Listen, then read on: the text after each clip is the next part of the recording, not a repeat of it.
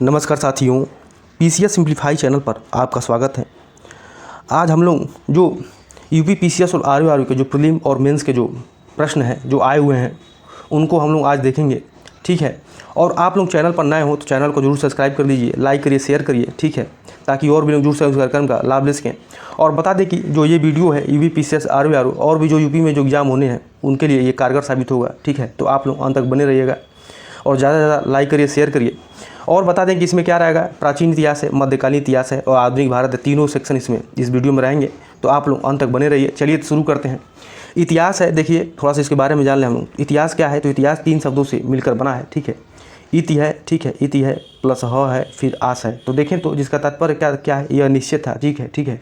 और देखें तो हेरोडोटस को, किसको, तो हेरोडोटस को इतिहास का जनक कहा जाता है। ये भी पूछ लेता है कभी कभी कि इतिहास का जनक किससे कहा जाता है, तो हेरोडोटस को कहा जाता है, ठीक है।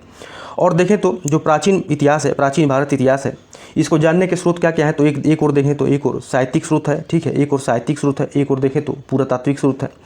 तो साहित्यिक स्रोत में क्या क्या आ जाएंगे, तो धार्मिक साहित्य है, ठीक है, उसके बाद से लौकिक साहित्य है, फिर उसके बाद से पुरातात्विक में क्या क्या आ जाएंगे, तो अभिलेख हैं, ठीक है, सिक्के हैं, स्मारक हैं, मूर्तिकला है, चित्रकला है, ये सब किसमें आ जाएंगे, तो पुरातात्विक स्रोत में आ जाएंगे। वही देखें तो जो हम लोग अभी देखे थे इसमें धार्मिक साहित्य में, तो धार्मिक साहित्य में क्या क्या आ जाएंगे, तो ब्राह्मण ग्रंथ है, उसमें वेद है, पुराण है, आरण्यक है, उपनिषद है, महाभारत है, ठीक है, स्मृति है, स्मृति ग्रंथ है, आदि है। और गैर ब्राह्मण ग्रंथ में देखें तो कौन है, जैन है, बौद्ध है, आदि है। ये सब धार्मिक ग्रंथ में आ जाएंगे, ठीक है। तो आप लोगों को इतना समझ में आया होगा। और देखें तो जो भारत की प्रागैतिहासिक संस्कृतियाँ हैं, इसको भी देखें तो प्रागैतिहासिक में इसको भी 3 भागों में बांटा गया है। कोई किसमें तो पूरा पाषाण काल, ठीक है, मध्य पाषाण काल और नव पाषाण काल। और देखें तो प्रागैतिहासिक काल में इसमें कोई देखें तो लिखित साक्ष्य उपलब्ध नहीं हुए हैं, ठीक है, लिखित साक्ष्य नहीं मिले हैं। और इसके बाद से देखें तो क्या है, प्रागैतिहासिक काल हो गया, उसके बाद से आदि ऐतिहासिक काल है, आदि ऐतिहासिक काल है। इसमें क्या है, इसमें देखें तो इसमें लेखन कला का विकास तो हो चुका था, लेकिन इसमें लिपि को पढ़ने में सफलता नहीं मिल सकी। उसके बाद से देखें तो क्या था, उसके बाद से इसमें ऐतिहासिक काल था, ठीक है, ऐतिहासिक काल। तो ऐतिहासिक काल में क्या था, इस काल की जानकारी हेतु साहित्यिक और पुरातात्विक तथा विदेशी लेखनों के जो है कि लेखक जो है कि वो इसके वर्णन जो है कि मुख्य स्रोत है। तो चलिए शुरू करते हैं, क्या है देख लेते हैं जो प्रश्न आए हुए हैं। अब देखिए एक प्रश्न आया है यूपी पीसीएस आरओ मेंस में आया द्वारा किसमें कि मध्य पाषाणी स्थलों की भौगोलिक दृष्टि से पश्चिम से पूरब की ओर क्रम है। तो क्या है, सबसे पहले कौन सा आ जाएगा, तो महादा आ जाएगा, फिर लेखैया हो जाएगा, फिर पैसरा है, फिर बिरभानपुर है। उसके बाद से दूसरा प्रश्न है कि क्या आया है, इस सही सुमिलित कीजिए। देखिए ये कब आया था प्रश्न, यह आया था प्रश्न यूपी पीसीएस 2023 में। क्या आया है, निवासा कहाँ पर है, तो पुरातात्विक स्थल देखना है। तो निवासा कहाँ पर, तो महाराष्ट्र में, ईसमपुर कर्नाटक में, डिडवाना कहाँ पर, तो राजस्थान में, गुडियामा गुफा कहाँ पर, तो गुडियामा गुफा कहाँ पर, तो तमिलनाडु में। फिर उसके बाद से प्राचीन काल में आर्यों के जीविकोपार्जन का मुख्य साधन क्या था, तो ये शिकार था, आखिर खेलना था। वह स्थल जहाँ से प्राचीनतम स्थायी जीवन के प्रमाण मिले, तो कहाँ से मिले, तो मेहरगढ़ से मिले हैं। गंगा घाटी में धान की खेती का प्राचीनतम प्रमाण कहाँ से मिले, तो लौरा देव से मिले हैं। मध्य पाषाणी स्थल से पशुपालन के साक्ष्य उपलब्ध हुए, तो कहाँ से, तो बागोर से, ठीक है। मध्य पाषाण काल में पशुपालन के प्रमाण मिलते हैं लेखनिया में। मध्य पाषाणकालिक प्रसंग में पशुपालन के प्रमाण मिले हैं, तो कहाँ से, तो ये आदमगढ़ से। उत्खनिक प्रमाणों के अनुसार पशुपालन प्रारंभ हुआ था मध्य पाषाण काल में। मृत्यात रहित नव पाषाणिक स्तर प्रकाश में आया, कहाँ से, तो गुफा कराल में। ये कहाँ पर गुफा कराल, तो ये जम्मू कश्मीर में है। खाद्यान्नों की कृषि सर्वप्रथम प्रारंभ हुई थी, कहाँ से, तो नव पाषाण काल से शुरू हुई थी। नव पाषाणकालीन गर्त निवासों के अवशेष मिले थे, कहाँ से, तो बुरजोम गुफा कराल से। राग का टीला नव पाषाणिक स्थल से संबंधित है, कहाँ से, तो ये संगनकल्लू से संबंधित है। भारतीय उपमहाद्वीप में धान खेती के प्राचीनतम साक्ष्य प्राप्त हुए, कहाँ से, तो विंध्य क्षेत्र में। मानव द्वारा सर्वप्रथम प्रयुक्त अनाज था, तो गौ था, कौन सा था, तो ये जौ था। वस्त्रों के लिए कपास की खेती का आरंभ सबसे पहले किया गया, तो भारत में। बृहद पाषाण स्मारकों की पहचान की गई, तो मृतक को दफनाने के स्थान के रूप में। तो देखिए प्रश्न आया है यूपी पीसीएस मेन 2005 में। एक ही कब्र से 3 मानव कंकाल निकले हैं, तो कहाँ से, तो ये दमदमा से, ठीक है। विंध्य क्षेत्र में यह शिला से जहाँ से सर्वाधिक मानव कंकाल मिले, तो कहाँ से, लेखैया से। भारत में वह शिला से जहाँ से सर्वाधिक चीज प्राप्त हुए, तो भीमबेटका से, ठीक है। दधेरी और परवर्ती हड़प्पी पूरा स्थल है, कहाँ से, तो पंजाब में है, ठीक है। ताम्र पाषाणिक स्थल नवदा टोली अवस्थित है, कहाँ से में है, तो मध्य प्रदेश में। गैरिक निर्भांड मात्र ओसीपी का नामकरण हुआ, तो हसीनापुर में। भारत का वह स्थल जहाँ खुदाई से लौह धातु के प्रचलन के प्राचीनतम प्रमाण मिले, तो कहाँ पे, तो अंद्रिजी खेड़ा में। ताम्र समकाल में महाराष्ट्र के लोग मृतकों के शरीर को फर्श के नीचे रखकर दफनाते से, तो किधर से, उत्तर से दक्षिण की ओर, किधर से, उत्तर से दक्षिण की ओर। अब आगे देख लेते हैं क्या है। कोपनहेगन संग्रहालय की सामग्री से पाषाण कांस्य और लौह युग का त्रियुगी विभाजन किया गया, तो किसने किया, तो थॉमसन ने किया था, ठीक है, थॉमसन ने किया था। भारत में प्रथम पूरा पाषाणी के ऊपर की खोज करने वाले रॉबर्ट ब्रूफुट थे, तो ये भूगर्भ वैज्ञानिक थे। ताम्र प्रठाली का स्थल नवदा टोली का उत्खनन किया तो एच डी संकालिया ने किया था। भीमबेटका की गुफाएं प्रसिद्ध है किसके लिए, तो शैलचित्र के लिए। दमदमा नामक पूरा स्थल संबंधित है कहाँ से, तो मध्य पाषाण काल से संबंधित है। अब आगे देख लेते हैं, दूसरा टॉपिक है सिंधु सभ्यता और संस्कृति। देखें तो क्या है, सही सुमिलन है। चंद हुदरों से क्या पाएगा, तो सरसों। हड़प्पा से तिल, कुंतासी से कोदो और हुला से धान। हड़प्पा सभ्यता से जल संरक्षण के साक्ष्य मिले कहाँ से, तो ये धौलावीरा से। ठीक है, आप लोग कमेंट करिए कि धौलावीरा कहाँ पर है। हड़प्पी पूरा स्थल बनावली स्थित है, कहाँ पर था, रंगोई नदी पर है। हड़प्पा सभ्यता का स्थल मांडी भारत के किस राज्य में स्थित है, उत्तर प्रदेश में। सिंधु घाटी की सभ्यता के पूरा स्थल से नाव के चित्र या मॉडल प्राप्त हुए कहाँ से, तो ये मोहनजोदड़ो में लोथल से। मोहनजोदड़ो से प्राप्त पशुपति शिव की प्रसिद्ध मुहर पर किस पशु का अंकन नहीं है, तो सांड का नहीं है। हड़प्पा संस्कृति पूर्वी सीमांत का निर्धारण करता है, तो आलमगीरपुर करता है। मीड़ पट्टिका पर उत्कीर्ण सिंधु देवता की कृति प्राप्त हुई है, तो लोथल से। हाथी दांत का पैमाना हड़प्पी संदर्भ में मिला है कहाँ से, तो लोथल में। हड़प्पा का उत्खनन करने वाला प्रथम पुरातात्विक जो इसके महत्व को समझ पाया था, तो ये सर जॉन मार्शल ने समझ पाए थे। सिंधु सभ्यता का शब्द का प्रयोग सर्वप्रथम किया था, सर जॉन मार्शल ने किया था। सिंधु घाटी की सभ्यता पर प्रकाश डालता है, तो पुरातत्व संबंधी खुदाई। सिंधु सभ्यता से संबंधित केंद्र जो उत्तर प्रदेश में स्थित है, तो कौन कौन से, तो आलमगीरपुर और हुलास है। हड़प्पा सभ्यता स्थल लोथल स्थित कहाँ पर, तो गुजरात में। हड़प्पा संस्कृति के संदर्भ में शैलकृत स्थापत्य के प्रमाण मिले कहाँ से, तो धौलावीरा से। एक जुते हुए खेत की खोज की गई थी कालीबंगा से। भारत का सबसे बड़ा हड़प्पन पुरा स्थल है राखी घड़ी। अधिसंख्य हड़प्पा स्थल स्थित है कहाँ पर है, तो सिंधु घाटी में। मूर्ति पूजा का आरंभ माना जाता है, तो कहाँ से, तो पूर्व आर्यों से माना जाता है। हड़प्पा संस्कृति जानकारी का प्रमुख स्रोत का तो पुरातत्विक खुदाई है। अवस्था और ऋग्वेद में समानता है। अवस्था क्षेत्र से संबंधित क्या, तो ईरान से संबंधित है। भारत में कपास की खेती का सबसे पहला साक्ष्य प्राप्त हुआ तो कहाँ से, तो ये मेहरगढ़ से। हड़प्पा का वह स्थान जहाँ पर मिट्टी की हल्की आकृति मिली तो बनावली से। बनावली कहाँ पर, तो ये हरियाणा में है। वह स्थान स्थल जहाँ से 100 पेट का ताबूत के प्रमाण मिले तो हड़प्पा से। सिंधु घाटी सभ्यता का पोर्ट डाउन बंदरगाह था, कौन सा था, तो ये लोथल था। ये लोथल कहाँ पर, तो गुजरात में। ठीक है, भारत में स्वतंत्रता के बाद सर्वाधिक संख्या में हड़प्पा स्थलों की खोज हुई तो कहाँ पर, तो गुजरात में। अब आगे देख लेते हैं क्या। अब ये ऋग्वैदिक एवं उत्तर वैदिक काल देख लेते हैं। तो ऋग्वेद में उल्लेखित दशराज युद्ध लड़ा गया तो कहाँ पर, तो परुष्णी नदी के तट पर। पुराणों के 5 लक्षणों का उल्लेख मिलता है। मत्स्य पुराण से 1028 संस्करण है ऋग्वेद में। ठीक है, और अष्टक भी कहा जाता है किसको, तो ऋग्वेद को अष्टक भी कहा जाता है। फिर एक बार एक और देख लेते हैं, ऋग्वेद किससे संबंधित है, तो कौशती उत्तरी ब्राह्मण से। यजुर्वेद किससे है, तो शतपथ तैत्रीय ब्राह्मण से। सामवेद किससे, तो पंचवीस खष्टवीस अद्भुत और जमिनी प्राप्त से। और अथर्ववेद किससे संबंधित, तो गोपद ब्राह्मण से। एक वेदांग नहीं है, ठीक है, स्मृति वेदांग नहीं है। वैदिक कालीन प्रशासन में भागदू अधिकारी कौन थे, तो ये राजस्व कर जमा करने वाले थे। वह ग्रंथ जिसमें आयुर्वेद का शब्द का प्रयोग हुआ है तो ऋग्वेद में। महाभारत ग्रंथ का उपनाम है क्या है, सही संहिता है। पवित्र गायत्री मंत्र अंतर्विष्ट है किसमें, तो ऋग्वेद में। गायत्री मंत्र के नाम से प्रसिद्ध मंत्र सर्वप्रथम मिलता है किसमें, तो ऋग्वेद में मिलता है। ऋग्वेद की मूल लिपि क्या थी, तो ब्राह्मी थी। ऋग्वेद पर आधारित संकलन है सामवेद। ऋग्वेद धर्म था तो बहुदेववादी था। ऋग्वेद काल में जनता विश्वास करती किसमें, तो बलि और कर्मकांड पर। गोत्र शब्द का सर्वप्रथम प्रयोग हुआ था किसमें, तो ऋग्वेद में। ऋग्वेद में सर्वाधिक संख्या में मंत्र बनी तो इंद्र से। सबसे प्राचीन वेद कौन सा है, तो ऋग्वेद है। ठीक है, वह वैदिक ग्रंथ जिसमें वर्ण शब्द का सर्वप्रथम नाम उल्लेख मिलता है तो किसमें, तो मिलता है, तो ऋग्वेद में मिलता है। ऋग्वेद में लिखित यौ शब्द किस कृषि उत्पाद में प्रयुक्त किया गया, तो जौ से। ऋग्वेद में उल्लिखित प्रसिद्ध 10 राजाओं का युद्ध लड़ा गया तो किसमें, तो परुष्णी रावी नदी के किनारे लड़ा गया था। ऋग्वेद काल में प्रारंभ में महत्वपूर्ण मूल्यवान संपत्ति सब ये गाय को। वैदिक काल में गहना माना जाता है गाय को। वैदिक साहित्य इसमें मोक्ष की चर्चा मिलती है उपनिषद में। वैदिक देवताओं में पुरोहित माना जाता है किसको, तो बृहस्पति को। उत्तर वैदिक काल में आर्य संस्कृति का धूर समझा जाता है कुरु और पंचाल को। वैदिक कर्मकांड में होता का संबंध था तो ये ऋग्वेद से संबंधित है। आरंभिक वैदिक साहित्य में सर्वाधिक बड़ी नदी कौन सी है, तो सिंधु नदी है। ऋग्वेद में माते तमा देवी तमा नदी तमा संबंधित किया किसको, तो सरस्वती नदी को। शुक्ल यजुर्वेद की संहिता क्या है, तो वाजस्नेयी है। क्या है, वाजस्नेयी है। शुक्ल यजुर्वेद की संहिता क्या है, वाजस्नेयी है। आगे देख लेते हैं क्या है। शतपथ ब्राह्मण में उल्लिखित राजविदेय माधव से संबंधित ऋषि थे तो ऋषि गौतम राहुड़ थे। जिस ग्रंथ में पुरुष समेत का उल्लेख हुआ है वह है शतपथ ब्राह्मण। गोपद ब्राह्मण संबंधित किसे, तो अथर्ववेद से। आयुर्वेद अर्थात जीवन का विज्ञान उल्लेख सर्वप्रथम मिलता है किसे, तो अथर्ववेद से। वह उपनिषद जिसमें पहली बार निराशावाद के तत्व दिखाई दे तो किसमें, तो मैत्रेयी में। अब आगे देख लेते हैं क्या है। आगे है कि भारतीय प्रतीक पर उत्कीर्ण सत्यमेव जयते लिया गया किसके, तो मुंडको उपनिषद से लिया गया। जीन अवस्था और ऋग्वेद में समानता है। जीन अवस्था संबंधित किससे, तो ईरान से। प्राचीन भारत में निजाका से जाने जाते थे स्वर्ण आभूषण जाने जाते 14वीं सदी में ईस्वी का पूर्व का एक अभिलेख जिसमें वैदिक देवताओं का वर्णन प्राप्त हुआ है किसमें, तो बोगाज को एशिया माइनर से। ठीक है, बोगाज को एशिया माइनर से। आगे है कि मनुस्मृति मुख्यतः संबंधित है किसी समाज व्यवस्था से। वह उपनिषद जिसमें आध्यात्मिक ज्ञान के विषय में नचिकेता और यम का संवाद प्राप्त हुआ किसमें, तो कठोपनिषद में। ऋग्वेद में उल्लेख अफगानिस्तान के साथ आर्यों के संबंध का सूचक है तो कुभा कर्मू नदी है।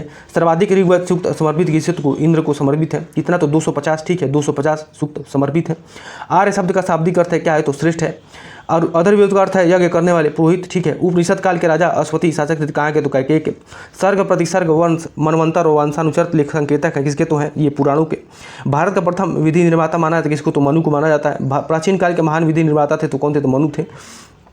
कौशेय शब्द का प्रयोग किया गया किसके लिए, तो रेशम के लिए। क्लासिकी संस्कृति में आर्य शब्द का अर्थ है एक उत्तम व्यक्ति। ऋग्वेद स्रोतों का संकलन, इतिहास शब्द का उल्लेख मिलता है कि इसमें तो अथर्ववेद में। ऋग्वेद में लिखित 10 राजाओं का संग्राम हुआ तो परुष्णी नदी के तट पर हुआ था। अब देख लेते हैं आगे 6ठी शताब्दी ईसा पूर्व की राजनीति दशा, महाजनपदों का उदय और मगध साम्राज्य देख लेते हैं। 16 महाजनपदों का उल्लेख मिलता है कि इसमें तो अंगुत्तर निकाय में। कलिंग नरेश खारवेल समृद्ध चेदी वंश से। 6ठी शताब्दी ईसा पूर्व का मत्स्य महाजनपद स्थित राजस्थान में।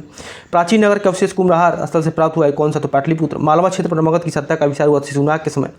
मगध का शासक जिसने राज्यारोहण के समय के लिए अपने पिता की हत्या एवं स्वयं इसी कारणवश अपने पुत्र द्वारा मारा गया तो अजातशत्रु। मगध का साम्राज्य जिसे अप्रो परशुराम के नाम से जाना था किसको, तो महापद्मानंद को। प्राचीन श्रावस्ती का नगर विन्यासाकृत है किसी, तो अर्ध कैसा है, तो अर्ध चंद्रकार है, ठीक है, अर्ध चंद्रकार है। 6ठी शताब्दी ईस्वी में शक्तिमती राजधानी किसकी, तो चेदी की।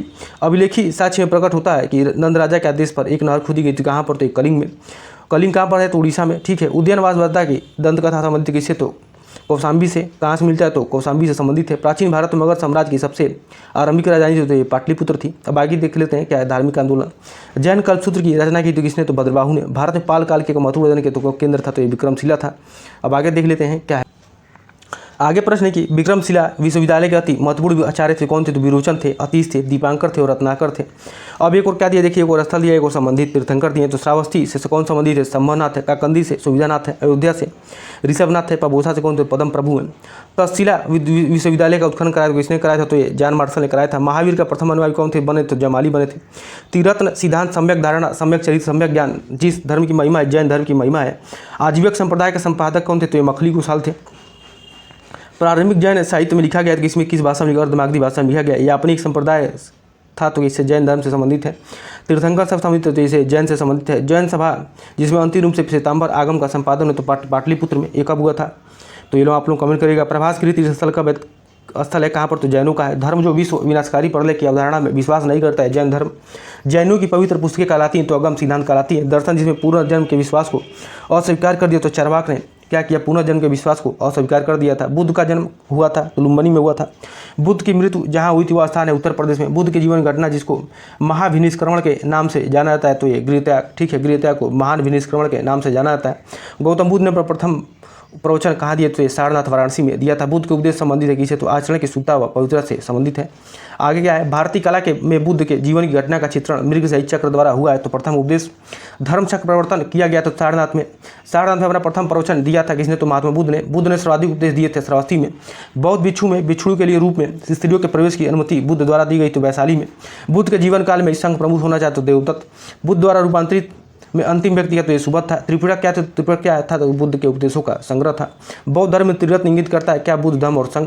प्रथम बौद्ध संगीति का आयोजन कहाँ होता है, अजातशत्रु के शासनकाल में। कहाँ पर हुआ, तो ये राजगिरी में हुआ था, ठीक है, राजगिरी में हुआ था। आगे देख लेते हैं क्या है, संसार अस्थिर और क्षणिक है, यह कथन है बौद्ध का।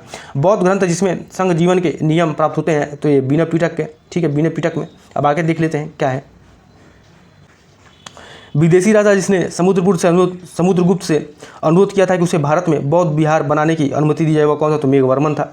बोधगया में महात्मा बुद्ध ने 2 बंजारों को उपदेश देकर अपना उपासक बना लिया था। वे 2 बंजारे कौन थे, तो मलिक और तपसू थे, ठीक है, मलिक और तपसू थे। सप्तपौड़ी गुफा स्थित है कहाँ पर, थे राजगिरी बिहार में। विशुद्धिमग नामक पुस्तक किस संप्रदाय से संबंधित, तो हीनयान से। शून्यता के सिद्धांत का सर्वप्रथम प्रतिपादन करने वाले बौद्ध दार्शनिक थे तो ये नागार्जुन थे। उत्तर प्रदेश में बौद्ध और जैनियों दोनों की प्रसिद्ध तीर्थस्थली है कहाँ पर, थे कौशाम्बी में। बौद्ध तथा जैन दोनों ही धर्म में विश्वास करते थे कर्म तथा पुनर्जन्म के सिद्धांत पर। अफगानिस्तान का बामियाना प्रसिद्ध तो बुद्ध प्रतिमा के लिए। देश में मूर्ति पूजा की नींव रखी थी तो बौद्ध धर्म ने। देश की मूर्ति पूजा की नींव रखी थी कौन, तो बौद्ध धर्म ने। वह काल जिसमें बुद्ध की खड़ी प्रतिमा बनाई गई तो कुशाल काल में। भूमि स्पर्श मुद्रा की सारनाथ बुद्ध प्रतिमा संबंधित है तो गुप्त काल से। विक्रमशिला बिहार का संस्थापक होते थे धर्मपाल थे। स्तूप के उत्खनन में सारीपुत्र के अवशेष प्राप्त हुए तो सांची में। बौद्ध पवित्र स्थल जो निरंजना नदी पर स्थित तो बोध गया। एशिया के ज्योतिपुंज के तौर पर जाना था किसको, तो गौतम बुद्ध को, ठीक है, गौतम बुद्ध को। गौतम बुद्ध के समय का प्रसिद्ध वह जीवक किसके दरबार में संबंधित, तो बिंबिसार के संबंधित था। बौद्ध कुशाम्बी, बुद्ध कुशाम्बी आए थे तो उसके काल में, तो उदयन के राजकाल में आए थे। तिब्बत में बौद्ध धर्म में सुधार में महत्वपूर्ण भूमिका निभाने वाले उपाध्याय अतिशकिस बिहार के प्रसिद्ध विद्वान थे तो विक्रमशिला बिहार के। अर्धनारीश्वर मूर्ति में आधा शिव तो आधा पार्वती प्रतीक है किसके, तो देव और शक्ति के योग से। गौतम बुद्ध ने प्रथम धार्मिक प्रवचन दिया तो सारनाथ में। भारत में सर्वप्रथम मानव मूर्तियों की पूजा हुई तो कहाँ पर, बुद्ध की। भारतीय कला में बुद्ध के जीवन की वह घटना जिसका चित्रण मृग सहित चक्र द्वारा हुआ प्रथम उपदेश उपदेश में हुआ था। भगवत संप्रदाय ब्राह्मण धर्म देख लेते हैं। भगवत गीता मूलतः महाभारत का अंश है, तो भीष्म पर्व का, किसका, तो भीष्म पर्व का अंश है। नागार्जुन कोंडा शहर की स्थापना किसने की, इक्ष्वाकु राजवंश ने किया था। अब देख लेते हैं ये जो द्वार 23 पृथ्वी में आया था, द्वार 22 में आया था ये, कि शिव की पहचान किससे होती है, तो एक और देवता एक और पहचान। तो शिव की पहचान किससे होती है, तो त्रिशूल से। विष्णु की पहचान चक्र से। गणेश की पहचान रस्सी व फंदा से। सरस्वती का वीणा से। अब आगे देख लेते हैं क्या है। सही सुमिल ने कुछ दार्शनिक दिया है, एक और दर्शन दिया है। तो रामानुज किसे संबंध, तो विशिष्टा द्वैत से। माधवाचार्य द्वैत से। निम्बार किसे, द्वैता द्वैत से। और वल्लभाचार्य किसे, तो शुद्धा द्वैत से। अब आगे देख लेते हैं क्या है। मंडन मिश्र शिष्य किसके, तो कुमारिल भट्ट के थे। तुम्हारा अधिकार कर्म पर है, फल की प्राप्ति पर नहीं, यह कहा गया गीता में। मोक्ष के साधन के रूप में ज्ञान कर्म तथा भक्ति को समान महत्व देता है, तो भगवत गीता देता है। भागवत धर्म से संबंधित प्राचीन अभिलेखी साक्ष्य मिलता है होलियोडोरस के बेसनगर अभिलेख से। आदि शंकराचार्य द्वारा स्थापित 4 मठ स्थित कहाँ पर है, तो जोशीमठ द्वारका पूरी श्रृंगेरी। कहाँ पर, जोशीमठ द्वारका पूरी श्रृंगेरी। नयनार कौन थे, तो नयनार जो है कि शैव धर्मानुयायी थे। अब देख लेते हैं फिर से एक बार आया है। वल्लभाचार्य किससे संबंधित, पुष्टि मार्ग से। रामानुज विशिष्टाद्वैत से। माधवाचार्य द्वैतवाद से। शंकर किससे, तो शंकर अद्वैतवाद से। अब देख लेते हैं मौर्य साम्राज्य से संबंधित कौन कौन से प्रश्न आए हैं। मौर्य के इतिहास के लिए अधिक प्रमाणिक माना जाता है विष्णु पुराण को। आंध्रों के इतिहास के लिए अधिक प्रमाणिक माना जाता है मत्स्य पुराण को। मौर्य काल में सदैव राजा के पास रहने वाले विश्व परीक्षक वैद को कहा जाता है, तो जंगलीवाद कहा जाता है। शासक जो मौर्य राजवंश से संबंधित नहीं, अग्निमित्र। अशोक का स्तंभ लेखों के लिए पत्थर निकाला जाता था, कहाँ से, तो ये चुनार से। अशोक का वह शिलालेख जो धार्मिक संश्लेषण समन्वय के बारे में कहता है, तो 12वां शिलालेख आता है। सम्राट अशोक ने अपने राज्याभिषेक बाद कलिंग पर विजय प्राप्त किया, तो 8 वर्ष बाद। प्राकृत भाषा के पुस्तक थे, तो ये सातवाहन नरेश थे। कला के लोक पक्ष ही अधिक प्रोत्साहन मिला, तो सातवाहन काल में। मथुरा मूर्तिकला शैली प्रारंभ हुई, तो उसकी किसके समय, तो कुषाण के शासनकाल में। वे शासक जिन्होंने गिरनार क्षेत्र में जल संसाधन व्यवस्था की ओर ध्यान दिया, तो ये चंद्रगुप्त मौर्य और शुक ने दिए थे। राजा जिसके एक अभिलेख में सूचना मिलती है कि शाक्य मुनि बुद्ध का जन्म लुम्बिनी में हुआ था, तो अशोक के। ठीक है। अब आगे क्या है। सारनाथ का स्तंभ का निर्माण किया, तो किसने किया, तो अशोक ने किया था। आगे अशोक द्वारा स्थापित सबसे सुरक्षित स्तंभ है, तो लौरिया नंदगढ़ का है। अशोक का वह अभिलेख जो कनक मुनि बुद्ध के अस्तित्व को प्रमाणित करता है, तो निगाली सागर स्तंभ अभिलेख। गुर्जरा लघु शिलालेख जिसमें अशोक का नाम उल्लेख किया गया है कि स्थित है कहाँ पर, तो मध्य प्रदेश के दतिया जिले में। अशोक के अभिलेखों में पूर्ण रूप से धार्मिक सहिष्णुता के प्रति समर्पित अशोक अभिलेख है, कौन से, तो शिलालेख 12वां शिलालेख है। ब्राह्मी लिपि को सर्वप्रथम पढ़ा तो जेम्स प्रिंसेप ने। प्राक अशोक ब्राह्मी लिपि का पता चला तो अनुराधापुर में। पत्थर पर प्राचीनतम शिलालेख मिले हैं, तो किस भाषा में, तो प्राकृत भाषा में है। ठीक है। अब आगे देख लेते हैं क्या है। आगे क्या है। अपने साम्राज्य के उत्तर पश्चिमी भाग में उत्कीर्ण राजाज्ञाओं के लिए अशोक ने लिपियों का प्रयोग किया था, तो किस लिपि में था, तो अरामाइक था, ग्रीक था और खरोष्टी था। इलाहाबाद में अशोक स्तंभ सूचना प्रदान करता है, तो समुद्रगुप्त के बारे में। फाहियान भारत में आया तो कब है, 399 AD में एनो डोमनी में आया था। कलिंग युद्ध का विवरण में ज्ञात होता है कब, तो 13वें शिलालेख में। तो देखिए, और जो अशोक के जो शिलालेख है उसके बारे में थोड़ा सा हम जान लें। तो देखिए, पहला जो शिलालेख है उसमें पशु बलि की निंदा की गई है। ठीक है, पशु बलि की निंदा की गई है। जो पहला पृथक शिलालेख उसमें क्या है, सभी मनुष्य मेरी संतान है। दूसरा शिलालेख में क्या है, दूसरा शिलालेख में मनुष्य पशु दोनों की चिकित्सा व्यवस्था था। सीमांत राज्य जैसे कि कौन कौन, तो चूल है, पांड्य है, सत्यपुत्र है, केलल पुत्र है, सिलोन आदि का उल्लेख हुआ है। उसके बाद से देखें तो अशोक के तीसरे शिलालेख में किसकी बात की गई, तो राजकीय अधिकारियों युक्त रज्जु के प्रादेशिक को हर 5वें वर्ष दौरे पर जाने का आदेश है। चौथा शिलालेख में क्या है, तो भेरी घोष की जगह दम घोष की व्यवस्था की गई है। 5वां शिलालेख में क्या है, तो 5वां शिलालेख में धम्म महामात्रों किसकी, तो धम्म महामात्रों की नियुक्ति के विषय में जानकारी दिया गया है। 6ठा शिलालेख में क्या है, 6ठा शिलालेख में प्रजा कार्य क्या है, प्रजा कार्य के लिए मुझे हर जगह सूचना ये दे सकते हैं, प्रजा जो है। और 7वां शिलालेख में क्या है, तो 7वां शिलालेख में आत्मनियंत्रण तथा मस्तिष्क की शुद्धता का उपदेश दिया गया। 8वां शिलालेख में क्या है, तो अशोक की तीर्थ यात्राओं का उल्लेख है। 9वां शिलालेख में क्या है, तो 9वां शिलालेख में सच्ची भेंट और सच्चे शिष्टाचार का उल्लेख है। 10वां शिलालेख में क्या है, तो 10वां शिलालेख में धर्म के पालन का उपदेश है। 11वां शिलालेख में क्या है, तो धर्म की व्याख्या है। 12वां शिलालेख में क्या है, तो 12वां शिलालेख में क्या दिया है, तो 12वां शिलालेख में धार्मिक सहिष्णुता की नीति का उल्लेख है, जिसमें स्त्री महामात्र की नियुक्ति का उल्लेख इसी शिलालेख में मिलता है। स्त्री महामात्र की नियुक्ति किसमें मिलता है, तो ये 12वें शिलालेख में मिलता है। और 13वां शिलालेख क्या है, तो अभी हम देखेंगे 13वां शिलालेख में क्या मिलता है, जिसमें कलिंग युद्ध है। ठीक है। और पड़ोसी राज्यों का वर्णन एवं आठविक राज्यों का उल्लेख इसमें मिलता है 13वें शिलालेख में। अब आगे देख लेते हैं। मौर्यन मंत्रिपरिषद में राजस्व इकट्ठा करने से संबंधित किससे संबंधित, तो ये कौन थे, तो ये समाहर्ता थे। अशोक का समकालीन तुर्क में राजा था कहाँ का, तो मिस्र का था। मकदूनिया में अशोक का समकालीन राजा था कौन था, तो एंटीगोन गोनटास था। टालेमी फिलाडेल्फस जिसके साथ अशोक के राजनयिक संबंध थे, तो ये कहाँ का शासक थे, तो मिस्र का था। एक इतिहासकार के अनुसार शिलालेखों में अशोक ने जिस धर्म का प्रतिपादन किया तो राजधर्म तो ये कौन था, तो वह फ्लीट था। आधुनिक देवनागरी लिपि का प्राचीन रूप कौन सा तो है, तो ये ब्राह्मी है।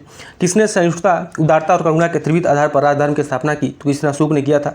सांची का स्तूप बनवाया था, किसने बनाया? तो अशोक ने बनवाया था। ब्राह्मी लिपि का प्रथम उद्वाचन उत्कीर्ण अक्षरों से किया गया तो 7 स्तंभों पर।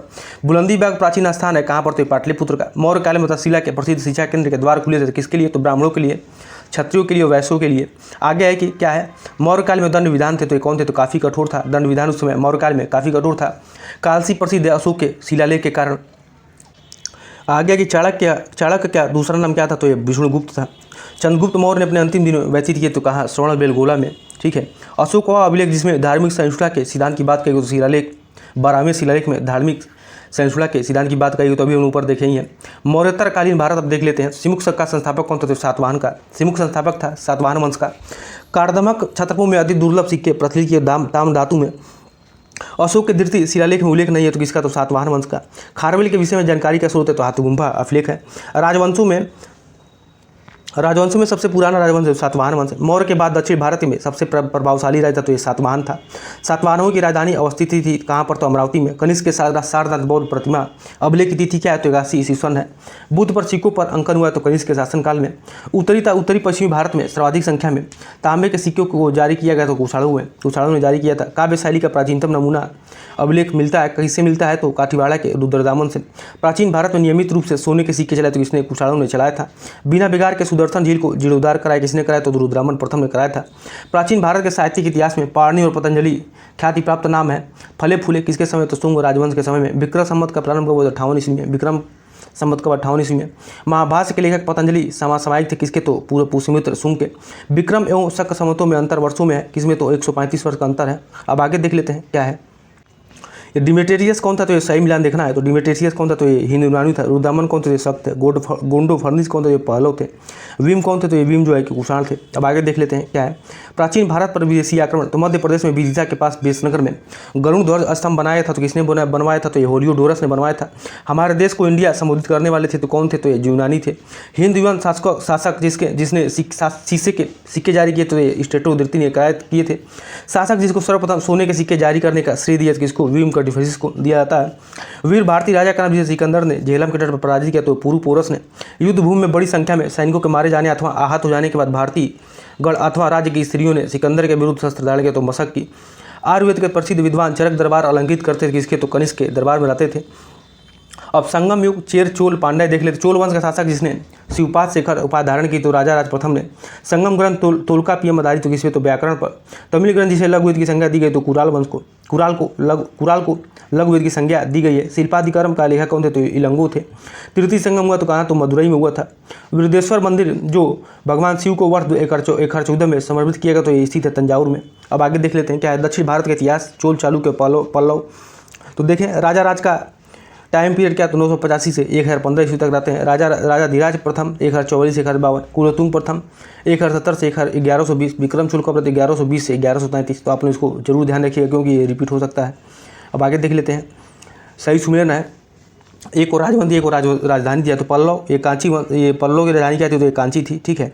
कदम की राजधानी बनवासी थी। पांडे की राजधानी मधुरा थी। काकरी की राजधानी वारंगल थी। अब आगे देख लेते हैं क्या है।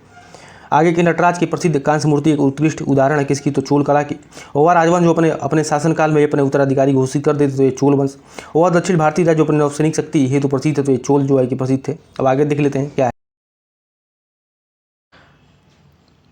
आगे है कि चोलगंगम नामक बृहद कृत्रिम झील बनवाने का श्रेय दिया जाता है किसको? तो राजेंद्र को।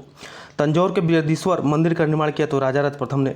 चोलों का राज्य किस क्षेत्र में फैला था? तो कोरोमंडल तट दक्कन के कुछ भाग में फैला था। चोल शासकों के शासनकाल में वारियम उद्यान प्रशासन का कार्य देखते तो ये टोटवारियम। चालुक्यों की राजधानी क्या थी? तो वातापी थी। चोल राजाओं के स्नानागार और भोजनालय का प्रबंध देखते तो स्त्रियां तथा पुरुष दोनों देखते। चोल शासक का नाम बताइए जिसने श्रीलंका के उत्तरी भाग पर राजा राज प्रथम ने श्रीलंका के उत्तरी भाग पर विजय प्राप्त किया था। चोल साम्राज्य को अंततः समाप्त किया तो किसने? तो मलिक काफूर ने। चोल साम्राज्य को किसने समाप्त किया? तो मलिक काफूर ने, ठीक है। अब आगे देख लेते हैं क्या है। वह चोल राजा जिसने श्रीलंका को पूर्ण स्वतंत्रता दी और सिंघल राजकुमार के साथ अपनी पुत्री का विवाह कर दिया तो कुलोतुंग प्रथम में। 72 व्यापारी चीन में किसके कार्यकाल में भेजे गए? तो कुलोतुंग प्रथम के। दक्षिण भारत का प्रसिद्ध था कोलम का युद्ध हुआ था तो चोल एवं राष्ट्रकूटों के मध्य। चीनी यात्री जिसने चालुक्यों के शासनकाल में चीन एवं भारत के संबंधों का विवरण दिया तो हेनसांग ने। किस वंश द्वारा प्रायः महिलाओं को प्रशासन में उच्च पद प्रदान किए गए? तो ये चालुक्य वंश के। चालुक्य वंश से शासकों में देखा जाए तो मत विलास प्रशासन लेखक तो महेंद्र वर्मन थे, ठीक है। मत विलास प्रशासन के लेखक तो महेंद्र वर्मन थे। तीसरी शताब्दी में वारंगल प्रसिद्ध था किसके लिए, तो लोहे के यंत्र उपकरण हेतु। संस्कृत के कवि कौन, तो संस्कृत कवि और नाटककार कालिदास का उल्लेख हुआ तो पुलकेशिन धृति के एहोल अभिलेख में। आगे के एक चालुक्य अभिलेख के तिथि अंकन में शक संवत का वर्ष 556 दिया हुआ, इसका तुल्य क्या है तो 634 ईस्वी है। आगे के प्रसिद्ध संस्कृत लेखक दंडीर अलंकृत करते तो पल्लव की सभा में रहते थे। पल्लव राजा किसकी उपाधि राज सिंह थी, तो ये नरसिंह वर्मन द्वितीय की उपाधि क्या थी, तो ये राज सिंह थी। तंजौर का बृहदेश्वर मंदिर बना था किसके, तो राजा राज के शासनकाल में। अब आगे देख लेते हैं, सही सुमिलन देखना है, सूची 1 को सूची 2 से देखना है, इसमें क्या मिला हुआ है। तो दक्षिण भारत के समुद्रगुप्त और समकालीन उनके राज्य देख लेते हैं। धनंजय का कुशलपुर, नीलाच क्या हो जाएगा, नीलाच का अवमुक्त हो जाएगा, गुरसेन का पलक्का हो जाएगा और विष्णुगोपा का कांची हो जाएगा। अब आगे देख लेते हैं क्या दिया है, इसमें सही सुमिलन देखना है। तो सूची 1 दिया है, सूची 2 दिया है, एक और राजवंश एक और राजधानी। तो पल्लव की राजधानी क्या थी, तो एक कांची थी। पांडे की राजधानी क्या थी, तो मदुरा थी। यादव की कौन थी, तो यादव की देवगिरी थी, जिसकी स्थापना किसने की, तो भिल्लभ पंचम ने यादव वंश की स्थापना किया था। काकती की राजधानी क्या थी, तो काकती की राजधानी वारंगल थी। अब आगे देख लेते हैं क्या है, गुप्त काल से संबंधित देख लेते हैं क्या प्रश्न आए हुए हैं। तो देखिए 2021 मेंस में मंदसौर प्रशस्ति उपलब्धियों का विवरण प्रस्तुत करता है, तो ये कुमार गुप्त प्रथम के अभिलेख में। शक विजय के संदर्भ में सबसे सबल प्रमाण नरेश की रजत मुद्रा है, तो चंद्रगुप्त द्वितीय के। रजत सिक्के जारी करने वाला प्रथम गुप्त शासक कौन था, तो चंद्रगुप्त द्वितीय थे, जो रजत सिक्के जारी किया था। भारत का नेपोलियन के नाम से जाना जाता कौन, तो समुद्रगुप्त जाना जाता है। अब आगे देख लेते हैं क्या है, शक विजेता जाना जाता है तो चंद्रगुप्त द्वितीय। गुप्त शासक जिसने हुड़ों पर विजय प्राप्त की तो असंगुप्त। गुप्त स्वर्ण मुद्रा को कहा जाता है तो दिनार। गुप्त अभिलेखों में दिनार जिसका वाचक है वह है कांस्य सिक्का। सती प्रथा का प्रथम अभिलेखिक साक्ष्य प्राप्त हुआ तो एरण से। 437 से 38 ईस्वी मंदसौर अभिलेख में एक भव्य सूर्य मंदिर के निर्माण का उल्लेख मिलता है तो रेशम बुनकरों श्रेणी से। सारनाथ की भूमि स्पर्श मुद्रा वाली बुद्ध प्रतिमा अलंकृत गुप्त काल से। प्राचीन भारत में वह वंश जिसके शासनकाल में स्वर्ण युग कहा जाता है तो गुप्त को। राजवंश जो हुड़ों के आक्रमण से अत्यंत विचलित हुआ तो गुप्त था। भाग और बलि थे तो ये राजस्व के स्रोत थे। भाग और बलि क्या थे, तो ये राजस्व के स्रोत थे। अधोलोकित में गुप्तकालीन स्वर्ण मुद्रा है तो ये गुप्तकालीन स्वर्ण मुद्रा का तो दिनार था। भारतीय दर्शन की प्रारंभिक शाखा कौन सी थी, तो ये प्रारंभिक शाखा कौन सी थी, तो ये सांख्य थी। और कर्म का सिद्धांत संबंधित किससे, तो मीमांसा से। योग दर्शन के प्रतिपादक कौन थे, तो योग दर्शन के प्रतिपादक जो है पतंजलि थे। अब आगे देख लेते हैं क्या है, आगे है कि न्याय दर्शन को प्रचारित किया किसने, तो गौतम ने। भारत में आस्तिकता नास्तिक संप्रदायों में विभेदक लक्षण है तो वेदों की प्रामाणिकता में आस्था। कामरूप में वैष्णव धर्म को लोकप्रिय बनाया तो किसने बनाया, तो शंकरदेव ने। कामरूप कहाँ पर, तो असम में। बीजगणित के क्षेत्र में योगदान के लिए विशेष रूप से जाने जाते तो भास्कर जाने जाते हैं। कालिदास द्वारा रचित मालविग्रा मित्र का नामक का नायक कौन था, तो अग्निमित्र था। कायस्थ जाति का सर्वप्रथम उल्लेख किया गया किसमें, तो याज्ञवल्क्य में। दास मुक्ति के अनुष्ठान का विधान सर्वप्रथम किया था तो नारद ने। पुण्यवर्धन भुक्त अवस्थित है तो उत्तरी बंगाल में। गुप्त काल में उत्तर भारतीय व्यापार संचालित ताम्रलिप्ति बंदरगाह से। सती प्रथा का प्रथम अभिलेखी संदर्भ प्राप्त होता है तो एरण में। किसमें, तो एरण में, भानुगुप्त के एरण अभिलेख में, ठीक है। कुमारगुप्त प्रथम के मंदसौर अभिलेख में श्रेणी के अभिलेख है तो रेशम बुनकर के लिए। चांदी के सिक्के जारी करने वाला प्रथम वाला प्रमुख गुप्त शासक कौन था, तो ये चंद्रगुप्त द्वितीय था। समुद्रगुप्त के प्रयाग प्रशस्ति वाले स्तंभ पर किसका लेख मिलता है, तो ये जहांगीर के, जिसका टाइम पीरियड क्या था, जहांगीर का 1605 से 1627 ईस्वी तक रहता है। फिर वह गुप्त शासक जिसको पहली बार अभिलेख जारी करने का दायित्व दिया तो किसको, तो समुद्रगुप्त को। अब आगे देख लेते हैं क्या है, गुप्त शासक जिसको भारत का नेपोलियन कहा जाता है किसको, तो समुद्रगुप्त को। अब आगे देख लेते हैं क्या है, गुप्तोत्तर काल देख लेते हैं तो बाणभट्ट ने हर चरित्र में किस मौर्यकालीन शासक का उल्लेख किया, तो बृहदत्त का। अब विदेशी यात्री देख लेते हैं कब भारत भ्रमण वर्ष आए थे, तो फाहियान कब आता है, 399 से 414 ईस्वी के लगभग। ह्वेनसांग कब होता है, तो यह हर्षवर्धन के काल में आता है तो 629 से 645 ईस्वी के लगभग आता है। इस सिंह कब आता है, तो इस सिंह जो है कि 6 से 71 से 72 और 6 से 93 से 94 ईस्वी के लगभग आता है। अलमजदी कब आता है, तो अलमजदी जो है कि 915 से 916 ईस्वी तक आता है। ये भूगोल वेता था, ठीक है। अब आगे देख लेते हैं क्या है प्रश्न, क्या है प्रश्न कि राजा जिनको जनता द्वारा प्रत्यक्ष चुना गया तो किसको, तो गोपाल को, नंदीवर्मन को और पल्लव वर्मल को। स्तूप जिसके आर्य स्तंभ की विशेषताएं प्राप्त होती है अमरावती से। स्तूप जिसमें आर्य स्तंभ वाले मंच की विशेषताएं मिलती हैं तो कहाँ पर, तो अमरावती और नागार्जुनकोंडा में। शासक जिसने 4 अश्वमेध यज्ञों का संपादन किया गया तो इसने किया, तो परसेन प्रथम ने 4 अश्वमेध यज्ञों का संपादन किया था। बल्लवी विश्वविद्यालय स्थित कहाँ से, तो ये गुजरात में स्थित है, ठीक है, गुजरात में स्थित है। छठी शताब्दियों में एक मौर्य वंश कहाँ शासन करता, तो ये लाट में। कदम्बों की राजधानी बनवासी स्थिति कहाँ पर, तो ये गोवा में। प्रतिहार अभिलेखों में संदर्भित सिक्कों का नाम था तो गौतम था। मध्य प्रदेश के अर्धू शहर का निर्माण किया तो किसने? हर्षवर्धन ने। सम्राट हर्षवर्धन ने 2 महान धार्मिक सम्मेलनों का आयोजन किया तो कन्नौज था, प्रयाग में। अब प्राचीन भारत में स्थापत्य कला को देख लेते हैं। वह स्थान जहाँ पर शिल्प में विष्णु का 12 अवतार दर्शाया गया तो कहाँ पर? उदयगिरि गुफा विदिशा में। मेहरौली के लौह स्तंभ में उल्लिखित राजा का नाम क्या है? तो उल्लिखित राजा का नाम है चंद्र। मिलिंद पाहो राजा मिलिंद तथा एक बौद्ध भिक्षु के मध्य संवाद रूप में मिलता है तो वो भिक्षु कौन थे? नागसेन थे। एलोरा में गुफाएं और शैलकृत मंदिर तो हिंदू, बौद्ध और जैन तीनों के लिए। अजंता और एलोरा गुफाएं हैं तो कहाँ पर? तो महाराष्ट्र में। मीनाक्षी मंदिर स्थित है मदुरई में। महाबलीपुरम का सप्तरथ मंदिर बनवाया गया तो नरसिंह वर्मन द्वारा। महाबलीपुरम में रथ मंदिरों का निर्माण कराया गया था तो पल्लव में, पल्लव ने कराया था। हीनयान अवस्था का विशालतम एवं सर्वाधिक विकसित शैलकृत चैत्रगिरी स्थित है तो कारले का। 100 से अधिक बौद्ध गुफाएं है वह केंद्र है कन्हेरी है। वह शैलकृत गुफा जिसमें 11 सिरों के बोधिसत्वों का अंकन मिलता है तो कन्हेरी के। सोमपुर महाविहार का निर्माण कराया तो किसने? धर्मपाल ने कराया था। ये पाल वंश से संबंधित है। धर्मपाल किसे संबंधित? तो पाल वंश से संबंधित था। और पाल वंश की स्थापना किसने? तो गोपाल ने किया था, ठीक है। कंधार कला शैली एक संश्लेषण है किसका? तो भारत था, यूनानी कला का। सांची के महास्तूप के 4 तोड़ों में किस एक का निर्माण सर्वप्रथम हुआ? तो दक्षिणी का। सोनगिरी जहाँ 108 जैन मंदिर बने हुए थे तो ये स्थित दतिया में। दिलवाड़ा जैन मंदिर स्थित है कहाँ पर? तो ये राजस्थान में।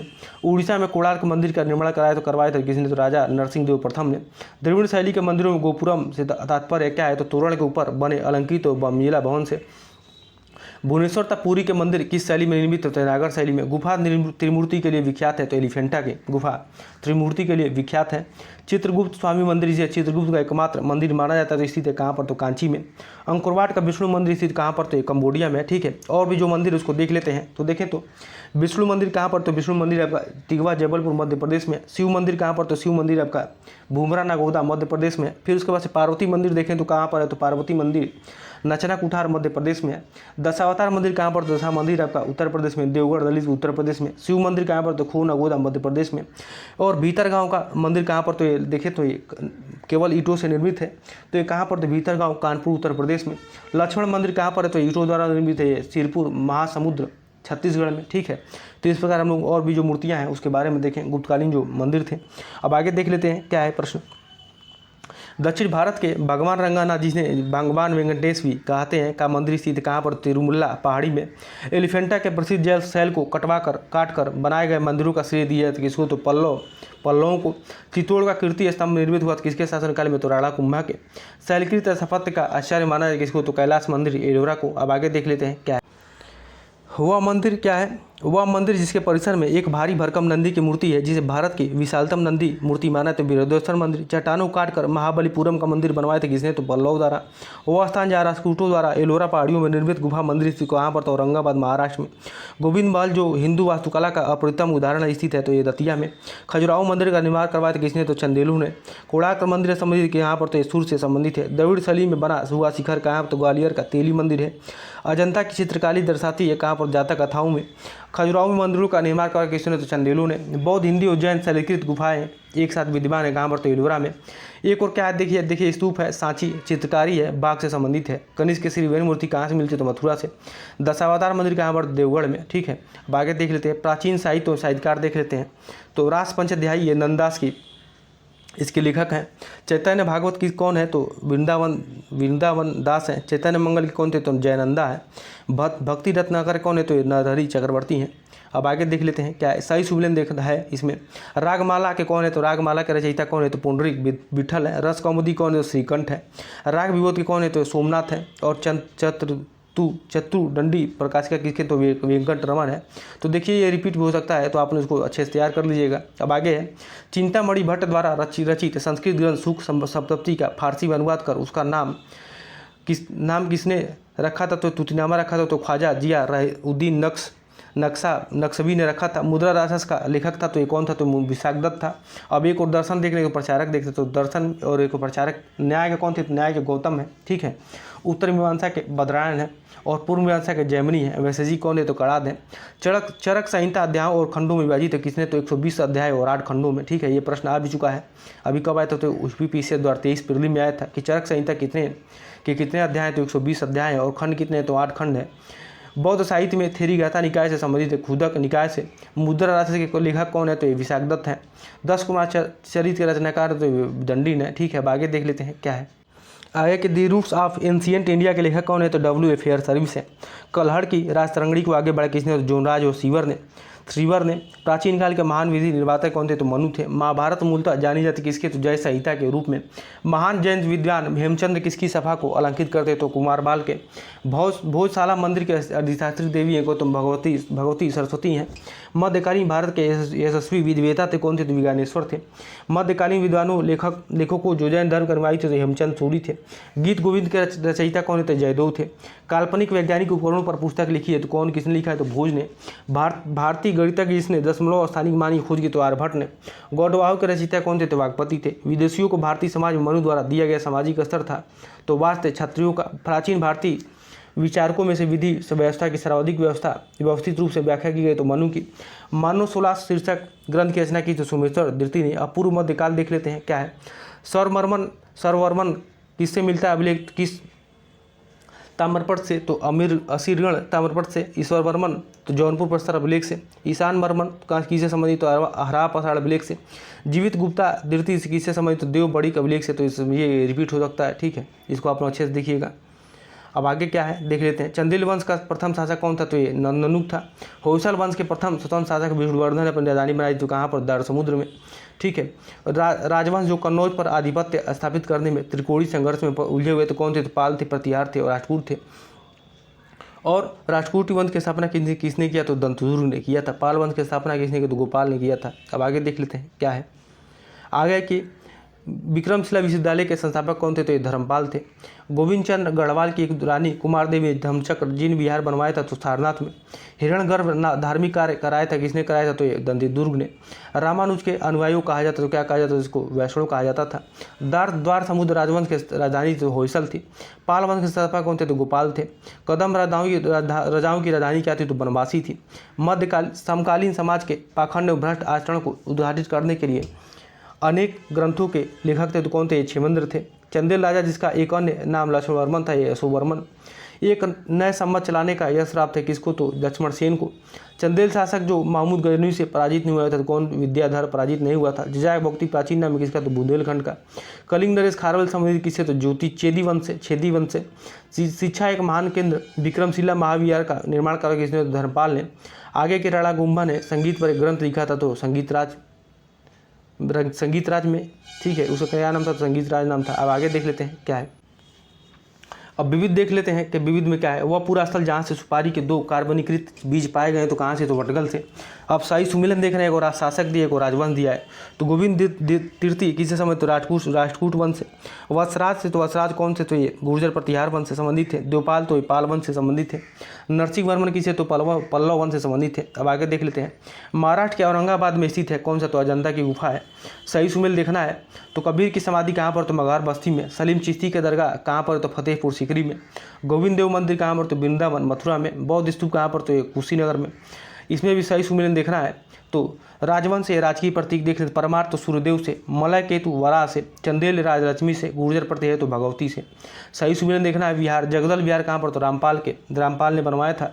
विक्रमशील विहार तो धर्मपाल ने। सोमपुर विहार धर्मपाल ने। सलबन विहार तो श्री भवदेव ने। शासक जिसने सिंगल द्वीप के विरुद्ध 642 ईस्वी में 2 समुद्री अभियान भेजा तो नरसिंह वर्मन ने। प्राचीन श्वेतांबर जैन मंदिर स्थित है पालिताना गुजरात में। विदेशी व्यापार से संबंधित संस्था थी तो नानादेशियों का नगरम थी। उदालक आरोणी प्रसिद्ध दार्शनिक थे तो कुरु पंचाल। बीज गणित के क्षेत्र में विशेष योगदान दिया तो किसने? तो भास्कर ने। पुराणों के अनुसार चंद्रवंशी शासकों का मूल स्थान तो प्रतिष्ठान था। जो यहाँ है वह अन्यत्र भी यहाँ है, जो यहाँ नहीं है वह कहीं नहीं है। तो ये किसने कहा गया? तो ये महाभारत ग्रंथ में। हिंदू विधि द्वारा मान्य करता तो उपज का 6ठा भाग। प्राचीन भारत में सिंचाई टैक्स को कहते तो विदक भाग कहते थे। वैदिक ग्रंथ के भाष्यकार साय को आश्रय प्राप्त किसका? तो विजयनगर राजाओं का। बेसनगर अभिलेख का होलियोडोरस निवासी था तो कौन था? तो ये तक्षशिला था। श्रवण बेलगोला में गोमतेश्वर की विशाल प्रतिमा स्थापित कर किसने? चामुंड राय ने। चोलों की राजधानी क्या थी? तंजौर थी। एम्फोरा जार होता था क्या होता? लंबा एवं दोनों तरफ हथियार जार होता था, हथियार जार होता था। विक्रम संवत का प्रारंभ होता है कब? तो 57 ईसा पूर्व में। खसरा नामक दस्तावेज से आशय क्या है? तो राजस्व संबंधी एक दस्तावेज है। समानता पांडवों की राजधानी इंद्रप्रस्थ के स्थान पहचान की जाती है तो पुराना किला दिल्ली से संबंधित है। तो अब देखें तो प्राचीन इतिहास समाप्त होता है। अब यहाँ से हम लोग मध्यकालीन इतिहास के बारे में जानेंगे, ठीक है। तो चलिए देख लेते हैं क्या है। अरबों का आक्रमण और सिंध विजय देख लेते हैं। चंदावर के युद्ध का बोध 1194 में राजा जयचंद और मोहम्मद गोरी से पराजित हुआ। चंदावर की वर्तमान में भौगोलिक स्थिति क्या है तो उत्तर प्रदेश के इटावा जनपद में यमुना नदी के तट पर है। कन्नौज पर महमूद गजनवी के आक्रमण के समय शासक कौन था तो ये राज्यपाल था। मोहम्मद बिन कासिम था कौन था तो ये अरबी था, ठीक है, अरब का था। महमूद गजनवी का दरबारी इतिहासकार कौन था तो ये उतबी था। और कौन कौन थे तो उतबी थे, फारूकी थे, ठीक है। उसके बाद से फिरदौसी थे, बैहाकी थे, ठीक है, बैहाकी थे। कौन कौन थे तो ये महमूद गजनवी के दरबार में रहते थे, ठीक है। अब आगे देख लेते हैं क्या है। सोमनाथ पर महमूद गजनी के आक्रमण के समय चालुक्य सोलंकी वंश का गुजरात में शासक कौन था तो ये भीम था। दिल्ली का प्रथम मुस्लिम शासक कौन था तो कुतुबुद्दीन ऐबक था। एक घटना एक परिणाम से रहित विजय कथन आधुनिक इतिहासकार ने अरबों द्वारा सिंध विजय के संदर्भ में तो लेनपुल है। गजनी राजवंश का संस्थापक कौन था तो अल्पतगनीन था, ठीक है, अल्पतगनीन था। और एक फैक्ट और आप लोगों को बता दें कि जो अलबरूनी था ये महमूद गजनी के आक्रमण के समय भारत आया था। किसके समय तो महमूद गजनी के समय में आया था अलबरूनी, ठीक है। और ये कहाँ का था तो ये ख्वारज़मी वर्तमान खीवा से आया था, ठीक है, इसका जन्म वहीं पे हुआ था और ये अरबी था, ठीक है। अब आगे देख लेते हैं क्या है।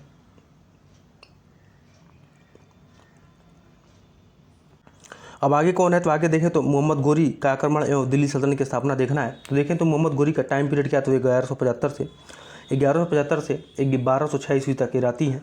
और ये कौन थी तो ये गोर प्रांत का शासक था, ठीक है, मोहम्मद गोर गजनी। और ये संसबनी वंश से संबंधित था। अब आगे देख लेते हैं इसमें क्या है। और इनका प्रथम आक्रमण कब हुआ तो प्रथम आक्रमण 1175 में कहाँ पर तो ये मुल्तान पर हुआ था। उस समय करमाथी जाति के मुसलमान वहाँ पे शासक थे, ठीक है। अब आगे देख लेते हैं इसमें क्या दिया है। मध्य एशिया का वह शासक जो 1192 में उत्तर भारत को जीता तो सियाबुद्दीन मोहम्मद गोरी ने युद्ध जिसने में भारत में मुस्लिम शक्ति की स्थापना हुई। तो तराइन के द्वितीय युद्ध में और तराइन का द्वितीय युद्ध कब हुआ था तो 1192 ईस्वी में हुआ था कि, ठीक है। 1192 में किसके बीच पृथ्वीराज चौहान और गोरी के साथ हुआ, जिसमें गोरी की विजय हुआ था। वो प्रथम जो तराइन युद्ध था वो किसने जीता तो 1191 में जो हुआ था वो किसने जीता तो पृथ्वीराज चौहान ने जीत लिए थे। फिर चंदावर के युद्ध का बुद्ध चंदावर को 1194 में होता है। जयचंद और मोहम्मद गोरी के साथ होता है तो गोरी की इसमें विजय होती है। अब आगे देख लेते हैं क्या है। वह शासक जो पृथ्वीराज चौहान के नाम से प्रसिद्ध है कौन है तो पृथ्वीराज तृतीय और अड़ुराज तृतीय। अब आगे के भारतीय गौरवयश का अंतिम सूर्य किसके लिए प्रयुक्त होता है तो पृथ्वीराज चौहान के लिए। मोहम्मद गोरी का वह दास जिससे बंगाल और बिहार पर विजय प्राप्त की तो बख्तियार खिलजी ने, ठीक है। किसके सिक्कों पर बगदाद के अंतिम खलीफा का नाम सर्वप्रथम अंकित हुआ तो अलाउद्दीन मसूद शाह के। भारतीय इतिहास में सल्तनत काल के नाम से जाने जाने वाला काल है तो 1206 से 1526 ईस्वी तक। दिल्ली का वह प्रथम सुल्तान जो युद्ध में लड़ता वो मारा गया तो इब्राहिम लोदी। आगे कुतुबुद्दीन ऐबक को सुल्तान की पदवी प्रदान की किसने किया तो गयासुद्दीन मोहम्मद ने। आगे है कि इल्तुतमिश उसके उत्तराधिकारी के बारे में देख लेते हैं। सिक्कों पर टकसाल का नाम लिखने की परंपरा भारत में शुरू की गई तो किसने किया तो इल्तुतमिश ने। आगे के मंगोल आक्रमणकारी चंगेज का भारत की उत्तर पश्चिमी सीमा किसके काल में आया था तो इल्तुतमिश के शासनकाल में। गुलाम कहा जाता था, कहा गया है कि इसको तो इल्तुतमिश को। भारत के वह मध्यकालीन शासक एकता व्यवस्था प्रारंभ की थी किसने इल्तुतमिश ने। अब बलबन और उसके उत्तराधिकारी के बारे में देख लेते हैं। तो बलबन के राजत्व सिद्धांत को दिल्ली सल्तनत के शासक ने पुनः स्थापित किया किसने तो अलाउद्दीन खिलजी ने। दिल्ली का प्रथम शासक जिसने दरबार में गैर इस्लामी प्रथाओं का प्रचलन आरंभ किया तो बलबन ने। रक्त और लोहा की नीति में विश्वास करता था तो किसने कौन करता तो ये बलबन करता था। अब आगे देख लेते हैं क्या है। आगे के बलबन के काल में विद्रोह करने वाला बंगाल का गवर्नर था तो कौन था तो ये तुगरी लिखा था। सुल्तान जिसने गढ़ मुक्तेश्वर की मस्जिद की दीवारों पर अपने शिलालेख में स्वयं को खलीफा का सहायक कहा है तो बलबन ने। सुल्तान जिसने पूरा 1 वर्ष मेओ के दमन और दिल्ली के निकटवर्ती जंगल कटवाने में समर्पित कर दिया तो बलबन ने। अब खिलजी वंश के बारे में देख लेते हैं। खिलजी वंश सुल्तान जिसने साम्राज्य की सीमाओं की सुरक्षा हेतु एक विशेष सेना को नियुक्त किया गया था तो किसने तो अलाउद्दीन खिलजी ने। अलाउद्दीन खिलजी के विजयों को कालानुक्रम अनुसार व्यवस्थित कीजिए तो कौन सा सबसे पहले गुजरात की राजधानी होती है, गुजरात विजय होती है। उसके बाद से रणथंभौर, उसके बाद चित्तौड़, उसके बाद से वारंगल। सबसे पहले गुजरात की विजय होती है, फिर उसके बाद रणथंभौर की विजय करते हैं, फिर चित्तौड़ और वारंगल। दिल्ली के सुल्तान जिसने उत्पादन या उपज का 50% भू राजस्व के रूप में वसूला था तो अलाउद्दीन खिलजी ने। 1303 में काकतीय शासकों की सेना ने किसकी सेना में वारंगल में परास्त किया तो अलाउद्दीन खिलजी के। घड़ी आत्मगृह कर लगाने वाला दिल्ली का प्रथम सुल्तान कौन था तो अलाउद्दीन खिलजी था। 1306 ईस्वी में सेना के बाद अलाउद्दीन खिलजी के समय दिल्ली के सुल्तान था मंगोलों के बीच सीमा थी तो कौन सी सिंधु नदी थी। सरके सुल्तानों के शासनकाल में वह स्थान जिसे पूर्व का सिराज कहा जाता तो किसको तो जौनपुर को। अलाउद्दीन खिलजी के सेनाध्यक्षों में से तुगलक वंश का प्रथम सुल्तान बना तो कौन? तो गाजी मलिक। दिल्ली सल्तनत की कुलीनता प्रमुख रूप से बनी थी तुर्क से। अब तुगलक वंश के बारे में देख लेते हैं, ठीक है, तुगलक वंश के बारे में देख लेते हैं, जिसका टाइम पीरियड क्या रहता है? 1320 से 1412 ईस्वी तक। और तुगलक वंश की स्थापना कौन करता है? तो ये गयासुद्दीन तुगलक, ठीक है, गयासुद्दीन तुगलक है। गाजी मलिक तुगलक ये प्रथम शासक था, ठीक है, जिसका टाइम पीरियड क्या? 1320 से 25 ईस्वी तक रहता है। अब आगे देख लेते हैं इसमें क्या है। दिल्ली सल्तनत के सुल्तान के शासनकाल में शाही महलों में हिंदू देवी देवताओं की पूजा होती थी। किसने शुरू किया था? तो ये नासिरुद्दीन खुसरो शाह ने। वह सुल्तान जिसने साम्राज्य की सीमाओं की सुरक्षा हेतु एक विशेष सेना को नियुक्त किया तो अलाउद्दीन खिलजी ने। अलाउद्दीन खिलजी के विजयों को कालानुक्रम व्यवस्थित कीजिए तो गुजरात, रणथंभौर, चित्तौड़ और वारंगल और राजस्व जिसके अंतर्गत विजारत का चरमोत्कर्ष हुआ तो तुगलक के। भारत में सर्वप्रथम सांकेतिक मुद्रा टोकन करेंसी का प्रचलन किया तो मोहम्मद बिन तुगलक ने। दीर्घ अवधि तक शासन करने वाला सुल्तान था तो मोहम्मद बिन तुगलक था। दिल्ली का वह सुल्तान जिसने अलाई अमीरों को ख्वाजा ताश या सरदास माना था तो मोहम्मद बिन तुगलक ने। राज्य के खर्च की व्यवस्था करने वाला पहला भारतीय शासक कौन था? तो फिरोज शाह तुगलक था। दिल्ली के वह सुल्तान जिसने एक रोजगार कार्यालय, एक दीवाने खैरात था दारुल सफ़ा की स्थापना किया तो फिरोज शाह तुगलक ने। सर्व कर लगाया तो किसके? तो सिंचाई कर थी। दिल्ली का वह सुल्तान जिसने एक अनुवाद विभाग की स्थापना की जिससे दोनों संप्रदाय के लोगों को एक दूसरे के विचारों की समझ बेहतर हो सके तो फिरोज तुगलक ने। जौनपुर शहर की स्थापना की तो फिरोज शाह तुगलक ने। दिल्ली के ब्राह्मणों पर भी जजिया कर लगाने वाला सुल्तान था तो फिरोज शाह तुगलक ने। टोपरा था मेरठ से 2 अशोक स्तंभ दिल्ली लाया गया तो फिरोज शाह तुगलक के शासनकाल में। बेरोजगारों के सहायता दिल्ली में रोजगार कार्यालय की स्थापना की तो फिरोज शाह तुगलक ने। आगे क्या है देख लेते हैं। सर्वप्रथम लोक निर्माण विभाग की स्थापना की तो फिरोज शाह तुगलक ने। तैमूर ने भारत पर आक्रमण किया और दिल्ली को लूटा तो नासिरुद्दीन महमूद के काल में। किस वंश के सुल्तानों ने सबसे अधिक समय तक देश में राज्य किया तो तुगलक वंश, ठीक है, तुगलक वंश। अब आगे देख लेते हैं क्या है। अब आगे है सैयद वंश एवं लोधी वंश। तो बता दें कि जो सैयद वंश के टाइम पीरियड क्या था तो 1414 से 1451 ईस्वी तक है। और सैयद वंश की स्थापना किसने कौन करता है? तो एक खिजर खां करता है, ठीक है, और ये मंगोल आक्रमणी तैमूर को सहयोग भी प्रदान करता है, ठीक है। और खिजर खां को तैमूर ने पश्चिमोत्तर सीमा प्रांत कौन तो लाहौर था, मुल्तान था और दीपालपुर का इसे गवर्नर बनाया गया था। और देखें तो खिजर खां सुल्तान के उपाधि धारण नहीं किया था। इसे किसके तो ये जो खिजर खां था वो रैयत आला के उपाधि से इसको संतुष्ट होना पड़ा था। और खिजर खां के उपरांत बाद कौन आते हैं तो मुबारक शाह आते हैं जिसका टाइम पीरियड क्या 1421 से 1434 ईस्वी तक रहते हैं। इसने ये क्या लिखता है तो तारीख मुबारक शाही के लेखक कौन थे? तो इसमें याह्या बिन सरहिंदी को इसमें संरक्षण प्रदान किया था।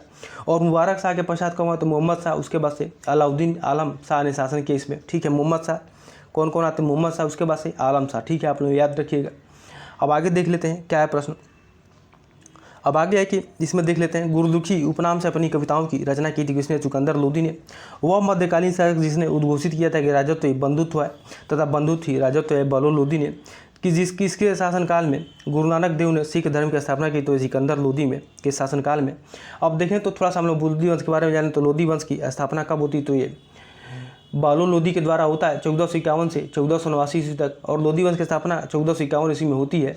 और ये जौनपुर राज्य को दिल्ली सल्तनत में क्या किया तो ये प्रश्न आता है कि जौनपुर राज्य को दिल्ली में किसने मिला लिया तो ये बालो लोधी ने, ठीक है, बालो लोधी ने, ये लोधी वंश ने।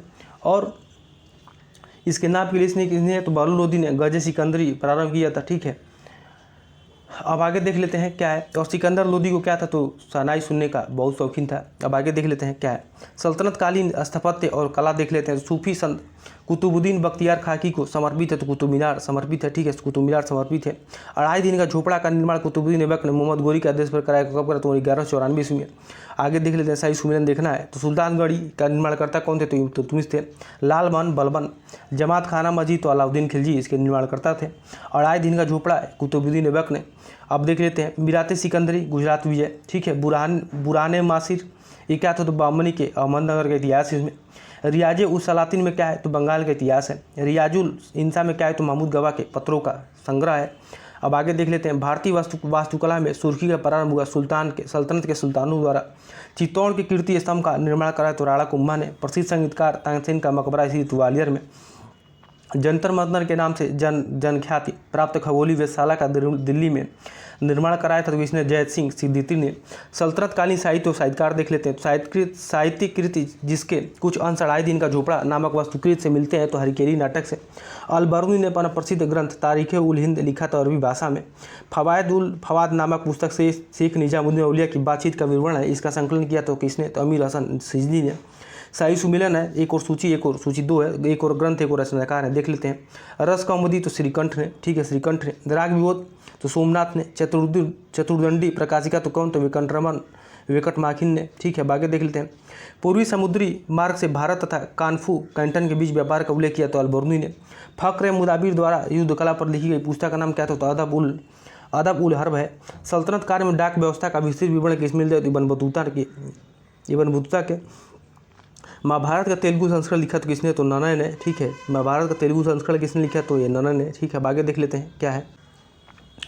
एक और क्या दिया, एक और पुस्तक दिया, एक और लेखक दिया है, तो देख लेते हैं। तबकाते नासरी तो मिनाज सिराज के लेखक हैं। ताजुल मासिर तो हसन निजामी।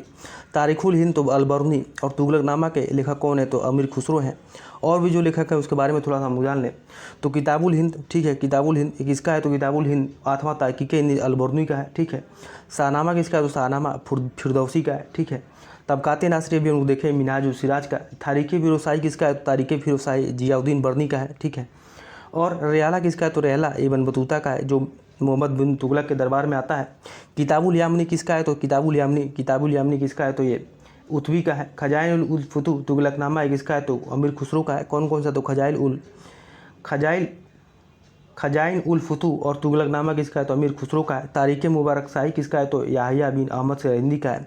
फवायद उल फवायद किसका है, तो फवाद किसका है, तो अमीर हसन अल सिजी का है। हकाइक एक हिंदी किसका है, तो हकाइक एक हिंदी अब्दुल वाहिद बिलग्रामी का है। और श्रीकृष्ण विजय तो किसका है, तो मालाधार बसु का है, श्रीकृष्ण विजय।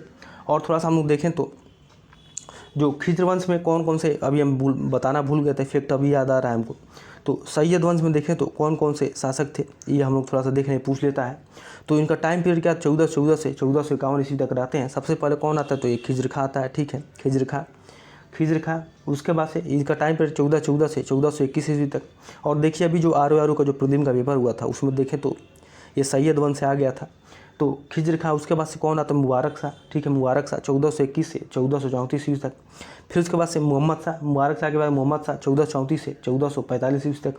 उसके बाद से कौन आता है, तो लास्ट में अलाउद्दीन आलम शाह, ठीक है, अलाउद्दीन आलम शाह, जिसका टाइम पीरियड क्या रहता है, 1445 से 1451 ईस्वी तक रहता है, ठीक है। अब आगे देख लेते हैं क्या है प्रश्न। सही सुमेलन है क्या है, एक और रचनाकार एक रचना है।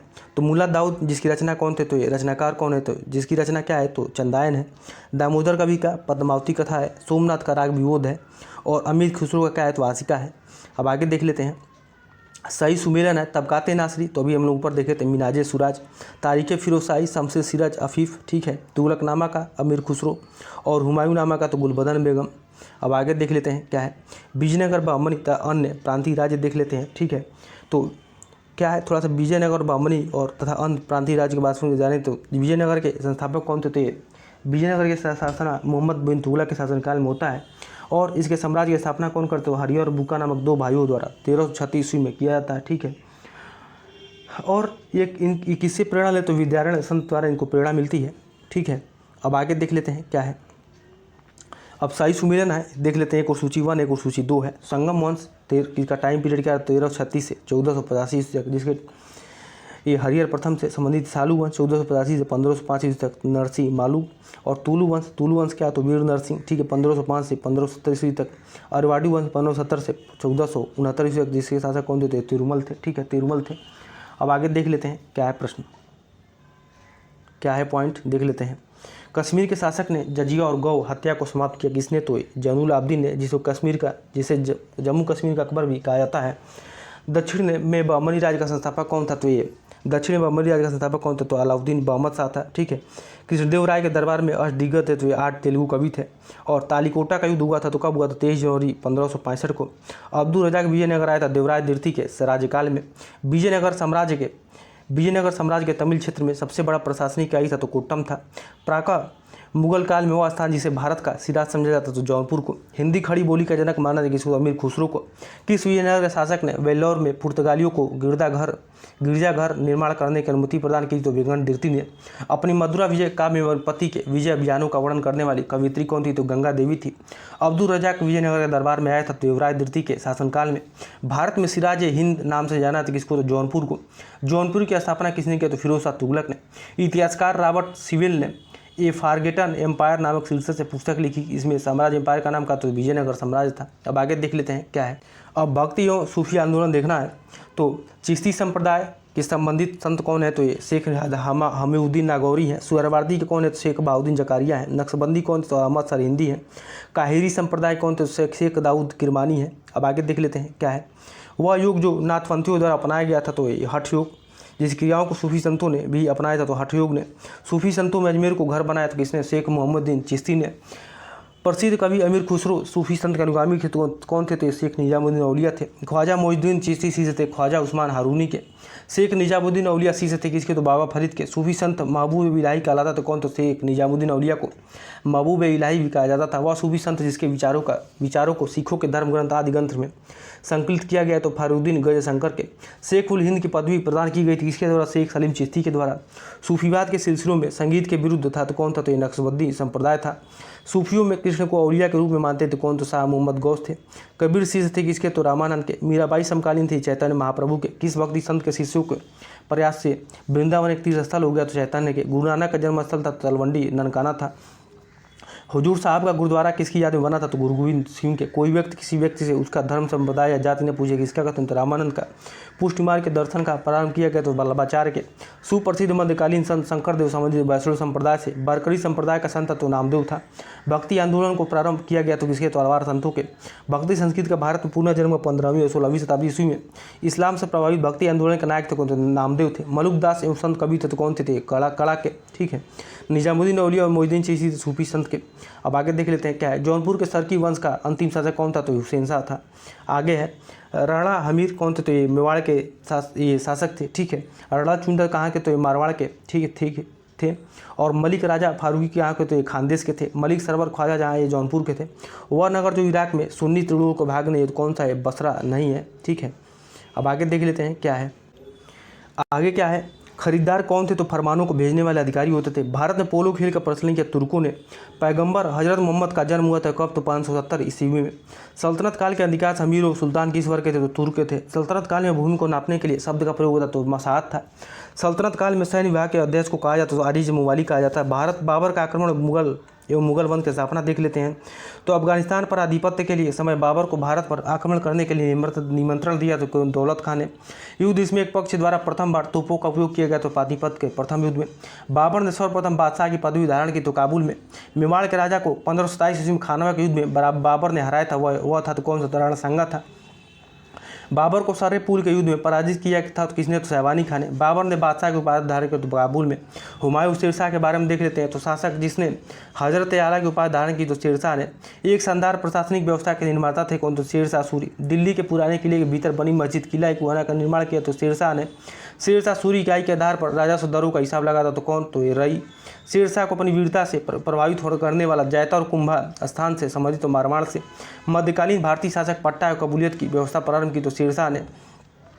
शेरशाह सूरी की मृत्यु हुई तो कालिंजर में। मध्ययुगीन शासकों में उचित शिक्षित शासक था तो शेरशाह था। मात्र एक मुट्ठी बाजरे के चक्कर में मैंने अपने साम्राज्य खो दिया होता है। इस कथन को आप संबद्ध करें किसको? तो शेरशाह से। शेरशाह कथन है। दिल्ली में पुराना किले के भवनों का निर्माण किया तो शेरशाह ने। भारत में चांदी का सिक्का प्रारंभ किया तो शेरशाह ने। वह इतिहासकार जिसने शेरशाह सूरी को अकबर महान से भी बेहतरीन राष्ट्र निर्माता माना है तो KR कानूनगो ने। ठीक है। अब सही कालानुक्रम देख लेते हैं। चंदेरी का युद्ध कब? तो 1528 में। ठीक है। चौसा का युद्ध 1539 में। कनौज का युद्ध 1540 में। तालीकोटा का युद्ध 1565 में। अब आगे देख लेते हैं क्या है। अब अकबर के बारे में देख लेते हैं तो मुगल बादशाह अकबर के शासनकाल में उस ग्रंथ का बा-उल असगार के शीर्षक से फारसी में अनुवाद किया तो राजतरंगड़ी के। अकबर के पूर्व तानसेन को संरक्षण दिया था तो भाटा का राजा रामचंद्र सिंह ने। वह व्यवस्था जो राज्य के कुलीन वर्ग से संबंधित थी और जिसे अकबर ने प्रारंभ किया तो मनसबदारी व्यवस्था थी। अब आगे देख लेते हैं क्या है। आगे कि भारत में मनसबदारी व्यवस्था प्रारंभ की थी किसने, तो अकबर ने। हल्दी घाटी के युद्ध में महाराणा प्रताप की राजपूत सेना का सेनापति का कौन था, तो हकीम खानसूर था। अकबर के शासनकाल में ध्रुपद गायकों में सम्मिलित थे तो कौन थे, तानसेन और हरिदास थे। अकबरकालीन सैन्य व्यवस्था आधारित की तो मनसबदारी पे। दीन इलाही को धर्म कहने वाला इतिहासकार को तो अब्दुल कादिर बदायूनी था। राम सीता की आकृतियाँ और रामसी देवनागरी लेख से युक्त कुछ सिक्के चलाए थे किसने, तो अकबर ने। अकबर द्वारा दीवान का पूर्ण रूप दर्जा दिए जाने वाला प्रथम व्यक्ति था तो ये मुजफ्फर का तुर्बाती था। वह प्रसिद्ध जैन आचार्य जिनको अकबर ने सम्मानित किया था तो हरविजय सूरी को। अदम खां जिसके द्वारा मारा गया था बादशाह अकबर के। वह बादशाह जिसे एक प्रबुद्ध निरंकुश कहा जाता है बादशाह अकबर को। इंग्लैंड की रानी एलिजाबेथ प्रथम का समकालीन भारतीय राजा था बादशाह अकबर था। अकबर के राज्यकाल में दक्षिण में वह एक प्रांत जो मुगल राज्य का भाग नहीं था गोलकुंडा राजपुताना राज्य जिसके शासक ने अकबर की संप्रभुता स्वयं स्वीकार नहीं की तो मेवाड़ के। अकबर ने सर्वप्रथम वैवाहिक संबंध राजपूतों के जिस गृह से स्थापित किए तो वह था कछवाऊ का। अकबर के शासनकाल में दक्कन में भू राजस्व वसूली का प्रचलित आधार था तो जब था। चांद बीबी जो अकबर के विरुद्ध बहादुरी से लड़ी थी वह थी कौन थी, तो बीजापुर बादशाहत की। मुगलों में से अनपढ़ था तो ये अकबर था। भारतीय राजा जो इंग्लैंड की रानी एलिजाबेथ प्रथम का समकालीन रहा तो कौन था, तो अकबर था। 1192 में क्या होता है, तराइन का द्वितीय युद्ध होता है। 1707 में औरंगजेब की मृत्यु हो जाती है। 1761 में पानीपत का तृतीय युद्ध होता है। पानीपत का तृतीय किसी तो अहमद शाह अब्दाली और मुगलों के बीच होता है। 1605 में अकबर की मृत्यु हो जाती है। ठीक है, अब आगे देख लेते हैं। दक्कन का वह राज्य जो अकबर द्वारा विजित किया गया था तो ये अहमदनगर था।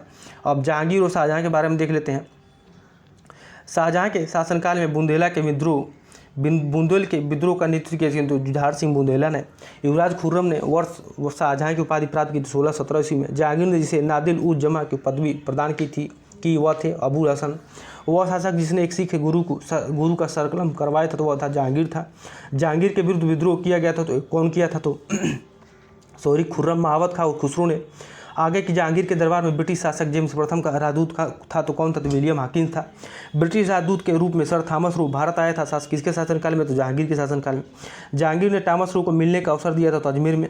वह किला जिसको जहांगीर ने संरक्षण दिया तो चित्रकला को। मुगल सम्राट जहांगीर ने इंग्लिश खां की उपाधि दी थी किसी तो विलियम हाकिंस को।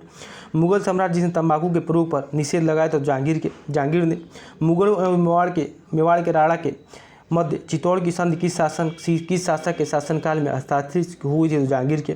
वह सिख गुरु जिसने विद्रोही राजकुमार खुसरो की सहायता धन और आशीर्वाद से की थी तो गुरु अर्जुन देव ने। ये कितने नंबर के, तो ये पाँचवें गुरु थे सिख धर्म के। ठीक है, अब आगे देख लेते हैं क्या है। आगे है कि नूरजहाँ के गुट का सदस्य नहीं था तो जहांगीर नहीं था। एक डच पर्यटक जिसने जहांगीर के शासनकाल का मूल्यवान विवरण दिया है वो कौन था, फ्रांसिस्को पेल्सट था। वह विदेश यात्री जिसने जहांगीर के शासनकाल में भारत की यात्रा की तो फ्रांसिस्को पेल्सट था। मुगल सेना में चिकित्सा नियुक्त किया गया तो वर्नियर को। बादशाह शाहजहाँ को सुप्रसिद्ध हीरा कोहिनूर भेंट किया तो मीर जुमला ने। शाहजहाँ ने शाह बुलंद इकबाल की पदवी दी थी दारा सिकों को। बनारस एवं इलाहाबाद की तीर्थ यात्रा कर की समाप्ति के लिए मुगल बादशाह के सामने बनारस के पंडितों का नेतृत्व किसने किया, तो कविंद्राचार्य ने। वह सम्राट जिसने अपनी राजधानी आगरा से दिल्ली स्थानांतरित की तो शाहजहाँ ने। अब औरंगजेब के बारे में थोड़ा सा देख लेते हैं। तो औरंगजेब के शासनकाल की घटनाओं का सही कालानुक्रम सही सुमिलन है। बनारस के पास शाह शुजा की पराजय तो फरवरी 1658 में। धर्मत की में विजय कब होता है, तो अप्रैल 1658 में। ठीक है, और सामूगढ़ की लड़ाई कब हुई तो 1658 में। ठीक है, 29 मई 1658 को। देवराई की लड़ाई कब हुई तो अप्रैल 1659 में। अब आगे देख लेते हैं क्या है। जिंदा पीर के नाम से जाना है तो कौन, तो औरंगजेब को जाना जाता है। दारा सिकों को दफनाया गया तो कहाँ पर, दिल्ली में। मुगल सेना में सबसे अधिक राजपूत और मराठा सेनापतियों को रखा था तो औरंगजेब ने। शाहजहाँ के शासनकाल में अधिकांश समय तक दक्कन का गवर्नर कौन, तो औरंगजेब। अपने बीजों को लिपिबद्ध करने के लिए हिंदू को औरंगजेब ने ढूंढ निकाला था तो ईश्वर दास नागर को। मुगल सम्राट औरंगजेब वाद्य यंत्र बजाते तो वीणा बजाते थे। मुगल बादशाह जिसको 2 बार सिंहासन रोहण हुआ था किसका, तो हुआ था तो ये औरंगजेब का। औरंगजेब ने दक्षिण में जिन 2 राज्यों को विजित किया तो कौन को, तो बीजापुर और गोलकुंडा थे। संत रामदास को किसके शासनकाल में संबोधित किया जाता है, किसके शासनकाल में, तो औरंगजेब के। औरंगजेब ने किसको साहिबात उज जमानी की उपाधि प्रदान की, तो किसको की थी, तो ये जहांआरा को। जजिया शासनकाल में पुनः लगाया किसके, तो औरंगजेब के शासनकाल में।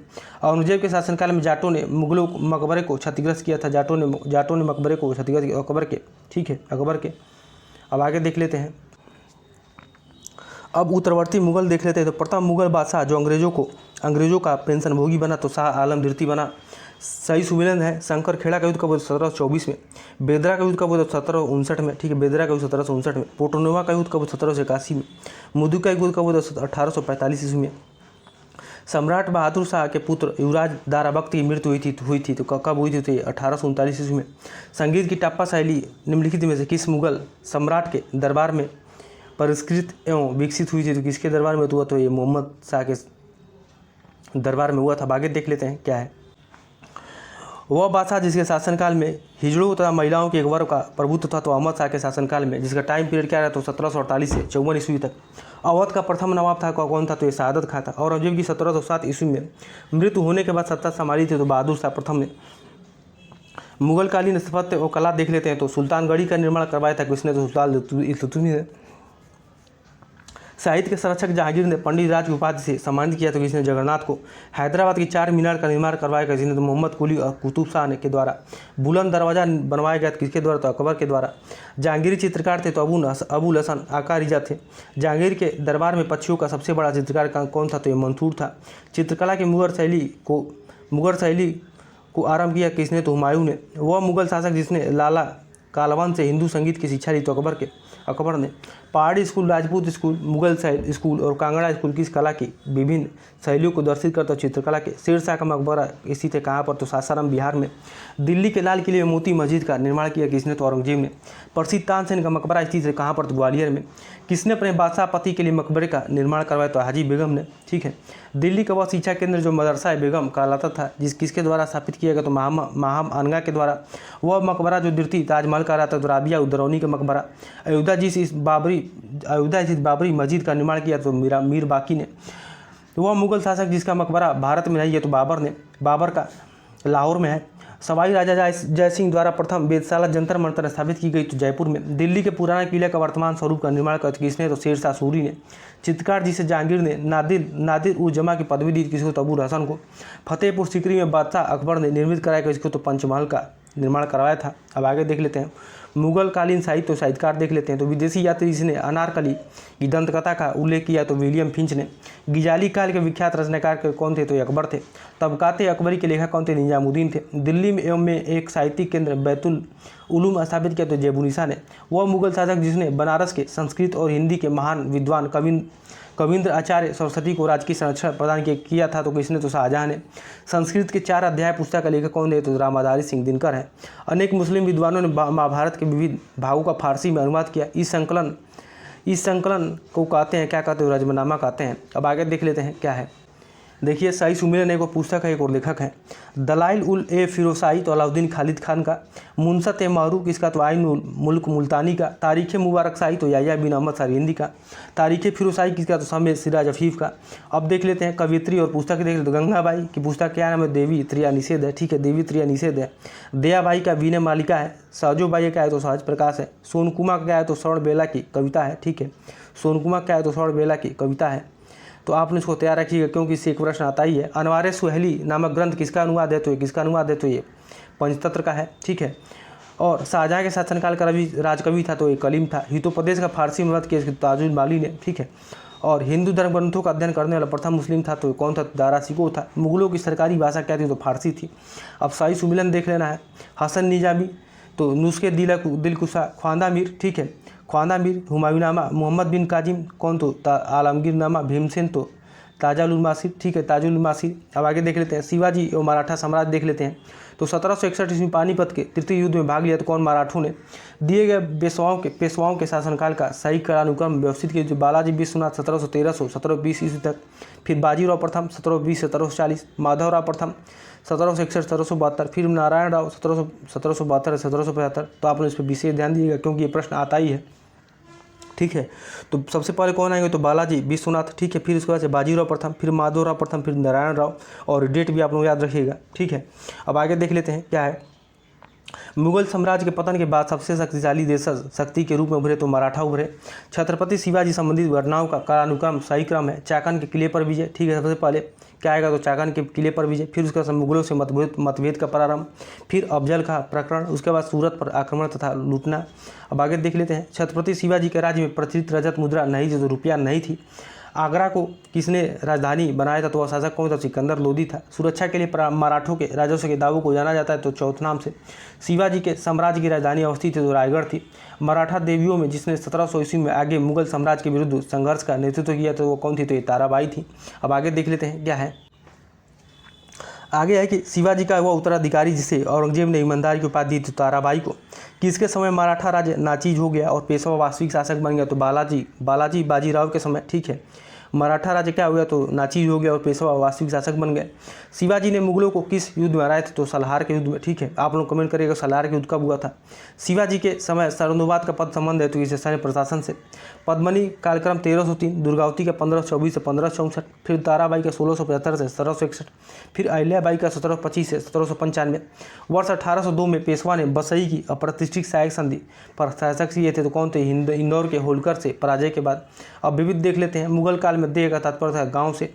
सर्वप्रथम हिंदुस्तान शब्द का उल्लेख राजवंश के अभिलेखों में हुआ है, तो सैनियन के। फ्रांसीसी यात्री जिसने काशी को भारत के एथेंस कहा, तो बर्नियर ने। अब एक और बादशाह, एक और नाम दीवान देख लेते, तो अकबर, तो मुजफ्फर खान। ठीक है, अकबर मुजफ्फर खान। जहांगीर का तो गियासवीर इतामा-उद-दौला, शाहजहाँ का सादुल्ला खान, औरंगजेब का कहाँ का दीवान था, तो ये असद खान। ठीक है, दीवान थे असद खान। ठीक है, अब आगे देख लेते हैं। मूल रूप से एक सैनिक राज था, तो मुगल साम्राज्य। विदेशी यात्रियों को भारत आने का सही कालक्रम है राल्फ फिंच 1583 में। ठीक है, राल्फ फिंच 1583 में। विलियम हाकिन 1608 में। ठीक है, निकोलस काउंटन तो 1613 ईस्वी में। सर थॉमस रो तो 1614 ईस्वी में। अब आगे देख लें 1614 ईस्वी में। अब आगे देख लेते हैं जौनपुर राज्य का अंतिम शासक कौन था, तो हुसैन शाह था। मुगल प्रशासनिक शब्दावली में माल प्रतिनिधित्व करता था भू राजस्व से। बंदा बहादुर का मूल नाम क्या, तो लक्ष्मण देव था। बेगम समरू ने एक अति प्रसिद्ध चर्च का निर्माण करवाया, तो कहाँ पर, सरदना में। मुगल काल में दरबारी भाषा थी क्या थी, तो फारसी थी। रूहेला सरदार अहमद शाह अब्दाली का विश्वास पात्र था नजीब खान। गाजुद्दीन हैदर के काल में लिखी गई पुस्तक हुपत कुलजू में, तो प्रशासनिक सुधारों की पुस्तक है। अब आगे शुजा-उद-दौला का मकबरा इसी, तो कहाँ पर, तो लखनऊ में। दक्षिण भारत के पोलीगार थे, तो कौन थे, क्षेत्रीय प्रशासकीय और सैन्य नियंत्रण थे। होयसलों की प्राचीन राजधानी द्वार समुद्र का वर्तमान नाम क्या है, तो हेलविट था। पंजाब में अमृतसर नगर को स्थापित किया, तो गुरु रामदास ने स्थापित किया था।